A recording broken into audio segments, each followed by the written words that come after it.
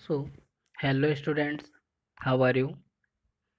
आज हम सभी इस चैप्टर के माध्यम से एनिमल किंगडम अर्थात जंतु जगत, जिसके अंतर्गत जंतुओं के प्रमुख लक्षण एवं उनके वर्गीकरण के विषय में चर्चा करेंगे। जंतु जगत अर्थात सबसे पहले हम बात करें कि जंतु जगत होता क्या है। प्रकृति में जंतु जगत एक अति विशाल, अति विचित्र, विविध प्रकार के जंतुओं का सामूहिक संकलन है। जंतुओं की प्रत्येक किस्म को एक जंतु जाति कहते हैं, जहाँ पर सभी जाति के जीव सम्मिलित रहते हैं, उसे जंतु जगत कहते हैं। प्रकृति में कितने जंतु पाए जाते हैं, इसका पूर्ण अनुमान लगाना अभी संभव नहीं हुआ है, किंतु प्राप्त जानकारी के अनुसार लगभग 10 लाख से अधिक जंतुओं की प्रजातियों का अध्ययन किया जा चुका है और इनकी आकार, कार्यकी आदि का अध्ययन भी प्राप्त किया जा सकता है। जंतु जातियां लगभग सभी स्थानों पर पाई जाती हैं। अब हम बात करेंगे जीव। जीव अर्थात जीव शब्द प्राणी विज्ञान के सभी जीव सन्निहित प्राणियों के लिए प्रयुक्त होता है, जैसे कशेरुकी जंतु, कीट, पादप तथा जीवाणु। एक जीव में एक या एक से अधिक कोशिकाएं होती हैं। जिनमें एक कोशिका पाया जाता है उसे एक कोशिकीय जीव कहते हैं। एक से अधिक कोशिका होने पर उस जीव को बहुकोशिकीय जीव कहा जाता है। नेक्स्ट, अब हम बात करेंगे अब हम बात करेंगे सबसे पहले कि जंतुओं के प्रमुख लक्षण क्या होते हैं। तो जंतुओं के प्रमुख लक्षण: जंतुओं का आकार निश्चित होता है तथा जंतुओं की वृद्धि सीमित होती है। कुछ जंतुओं के अतिरिक्त सभी जंतु चलनशील होते हैं, अर्थात वे गति करते रहते हैं। जंतुओं में विषम पोषण होता है, अर्थात यह प्राणी संभोजी, पादप संभोजी तथा मृतजीवी होते हैं। प्रोटोजोआ तथा पोरीफेरा को छोड़कर सभी जंतुओं में तंत्रिका तंत्र तथा संवेदी अंग सन्निहित होते हैं। जंतु कोशिकाएं लचीली होती हैं, उनमें कोशिका भित्ति, पर्णहरिम, क्लोरोप्लास्ट तथा रिक्तिका आदि उपस्थित नहीं होता है। यदि हम आवास के आधार पर जंतुओं का वर्गीकरण करें तो जंतुओं के सभी संघों का विकास समुद्र से हुआ है, किंतु अब जंतु सभी स्थानों पर पाए जाते हैं। ये तो उनके रहने के आधार पर जंतु समुद्री जलीय जंतु, स्वच्छ जलीय जंतु, स्थलीय जंतु, उभयचरी जंतु, वायवीय जंतु तथा परजीवी जंतु होते हैं। नेक्स्ट, यदि हम बात करें जंतुओं का वर्गीकरण या वर्गीकरण का आधार, तो प्राणियों की संरचना एवं आकार में भिन्नता होते हुए भी उनको कोशिका व्यवस्था, शारीरिक सम्मिति, प्रगुहा की प्रकृति, पाचन तंत्र, परिसंचरण तंत्र व जनन तंत्र की रचना में कुछ आधारभूत समानताएं पाई जाती हैं। इन विशेषताओं को वर्गीकरण के आधार के रूप में प्रयुक्त किया गया है। इनमें से कुछ वर्गीकरण का वर्णन यहाँ पर किया गया है। नेक्स्ट, जैसे वर्गीकरण का आधार संगठन का स्तर, सम्मिति, द्विकोरिक, प्रगुहा, खंडीभवन और पृष्ठरज्जु के आधार पर हम इनका वर्गीकरण करते हैं। अब सबसे पहले बात करेंगे हम संगठन का स्तर अर्थात बेसिस ऑफ ऑर्गेनाइजेशन। प्राणी जगत के अधिकांश जंतु बहुकोशिकीय होते हैं, फिर भी उनमें एक ही प्रकार की समान कोशिकाओं के संगठन का प्रदर्शन नहीं होता। कुछ जीवों में समान कोशिकाएं व्यवस्थित होकर समान कार्य करते हैं, उनमें कोशिकीय स्तर प्रदर्शित होता है। कुछ जंतुओं में कोशिकाएं व्यवस्थित होकर ऊतकों का निर्माण करती हैं तथा उनमें ऊतक विशिष्ट कार्य के लिए उपस्थित होते हैं, अतः उनमें ऊतकीय संगठन स्तर तथा कुछ में अंगतंत्र विशेषकर कार्य के लिए प्रयुक्त होते हैं, जिनमें अंगतंत्र का स्तर पाया जाता है। अर्थात जिन जंतुओं में कोशिकाएं विशिष्ट कार्य के लिए प्रयुक्त होंगी उनमें कोशिकीय स्तर का शारीरिक संगठन पाया जाएगा। जिन जंतुओं में ऊतक विशेष कार्य के लिए प्रयुक्त होंगे उनमें ऊतकीय संगठन का स्तर पाया जाएगा तथा जिन जंतुओं में अंग शरीर में विशिष्ट कार्य के लिए प्रयुक्त होंगे उनमें अंग तंत्र का शारीरिक स्तर पाया जाएगा। नेक्स्ट, यदि हम बात करें तो सम्मिति। सम्मिति जंतुओं के शरीर के विभिन्न भागों की समानता को सममिति कहते हैं।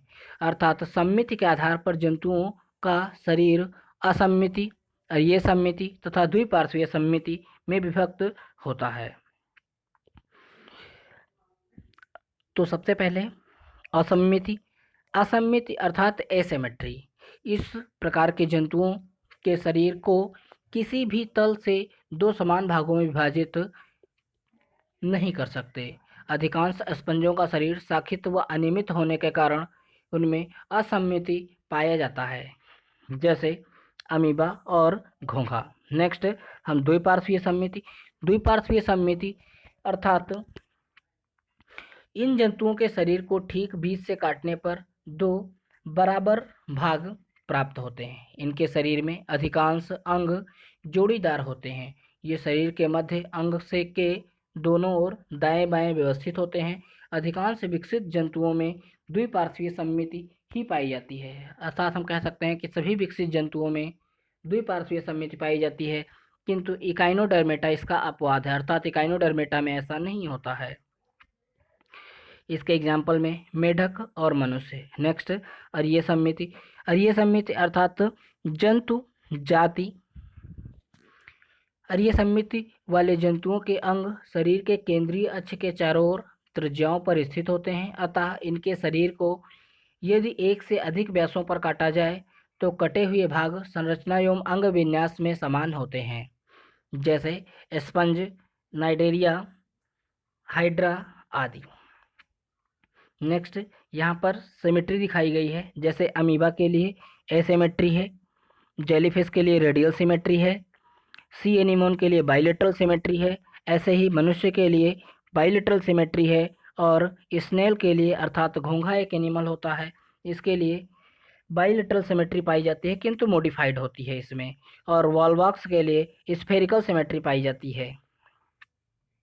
नेक्स्ट द्विकोरिक एवं त्रिकोरिक संगठन। द्विकोरिक एवं त्रिकोरिक संगठन अर्थात ऐसे जंतु जिनमें अरीय जंतुओं के देहभित्ति केवल दो स्तरों अर्थात एक्टोडर्म और एंडोडर्म में विभक्त होता है या जिनका बना होता है, इन्हें हम डिप्लोब्लास्टिक कह देते हैं। तथा जिनमें मीजोडर्म भी सम्मिलित होता है उन्हें हम ट्रिप्लोब्लास्टिक कह देते हैं, अर्थात त्रिकोरिक कह देते हैं।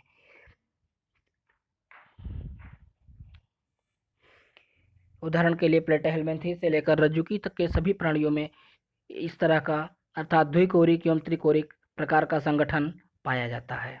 नेक्स्ट यहाँ पर प्रदर्शित किया गया है, आप देख सकते हैं कि डिप्लोब्लास्टिक अर्थात जिनमें दो लेयर पाई जाती हैं, सिर्फ एक्टोडर्म और एंडोडर्म, उन्हें हम डिप्लोब्लास्टिक कह देते हैं।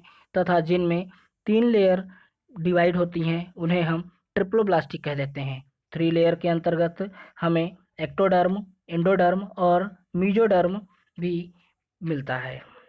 यहाँ पर आया हुआ है प्राणी जगत के द्विकोरिक एवं त्रिकोरिक शरीर संगठन में स्तर का चित्रीय रूपण। नेक्स्ट प्रगुहा। प्रगुहा अर्थात सीलोम। वर्गीकरण का यह महत्वपूर्ण आधार शरीर भित्ति तथा आहार नाल के मध्य गुहा की उपस्थिति या अनुपस्थिति है। मध्य त्वचा या मीजोडर्म को जब शरीर गुहा को आच्छादित करती है तो उसे देह गुहा या प्रगुहा कहते हैं। अर्थात एक नली के अंदर दूसरी नली के आयोजन वाले जंतुओं में देह भित्ति तथा आहार नाल के बीच द्रव से भरी एक देह गुहा होती है। इसे हम सीलोम या वास्तविक देह गुहा कहते हैं। जिन प्राणियों में प्रगुहा होती है उन्हें हम प्रगुहे प्राणी अर्थात सीलोमेटिक एनिमल कहते हैं। उदाहरण के लिए एनेलिडा से रज्जुकी तक के सभी प्राणी। कुछ प्राणियों में मीजोडर्म इस गुहा को आच्छादित नहीं करती, क्योंकि बाह्य त्वचा व आंतरिक त्वचा के मध्य बिखरी हुई थैली सदृश स्थित होती हैं। इसे हम अगुहे अर्थात स्यूडोसिलोमेट्स कहते हैं। नेक्स्ट यहाँ पर इनका चित्रीय निरूपण किया गया है। यहाँ पर इनमें अगुहे हैं, पहले में अगुहे अर्थात एसेलोमेट हैं, फिर स्यूडोसिलोमेट के, और लास्ट में सीलोम के लिए दिखाया गया है। यहाँ पर आप देख सकते हैं कि इनमें गुहा का निरूपण नहीं हुआ है तथा इनमें गुहा का फॉर्मेशन हुआ है, और इसमें कंप्लीट गुहा का फॉर्मेशन हमको दिखाया गया है। नेक्स्ट खंडी भवन। खंडीभवन अर्थात सेगमेंटेशन। कुछ प्राणी ऐसे भी होते हैं जिनका शरीर बाह्य एवं आंतरिक दोनों ओर से श्रेणीबद्ध खंडों में विभक्त रहता है। इनमें कुछ अंगों की क्रमिक पुनरावृत्ति होती है, इसे खंडीभवन कहते हैं। उदाहरण के लिए केंचुए के शरीर में विखंडी भवन होता है, यह प्रक्रिया विखंडी भवन कहलाती है। नेक्स्ट, पृष्ठरज्जु अर्थात नोटोकॉर्ड। कुछ प्राणियों या रज्जुकी प्राणियों में मध्य त्वचा या मेसोडर्म क्षण सदृश पृष्ठरज्जु उत्पन्न होती है, जो पृष्ठ सतह पर ध्रुवीय परिवर्धन विकास के अंतर्गत निर्मित होती है। पृष्ठरज्जु युक्त प्राणियों को रज्जुकी व पृष्ठरज्जु रहित प्राणियों को अरज्जुकी कहते हैं। नेक्स्ट, अब यहाँ पर प्राणी जगत का वर्गीकरण, कुछ प्राणी जगत का वर्गीकरण मौलिक लक्षणों के आधार पर दिखाया गया है। जैसे यहाँ पर प्राणी जगत संगठन का स्तर, सममिति, प्रगुहा और संघ, यह एनिमल किंगडम है। अब जैसे कोशिकीय स्तर के आधार पर porifera, cnidaria, coelenterata, ctenophora, ctenophora, platyhelminthes, aschelminthes, annelida, arthropoda, mollusc, echinodermata, hemichordata और कार्डेटा।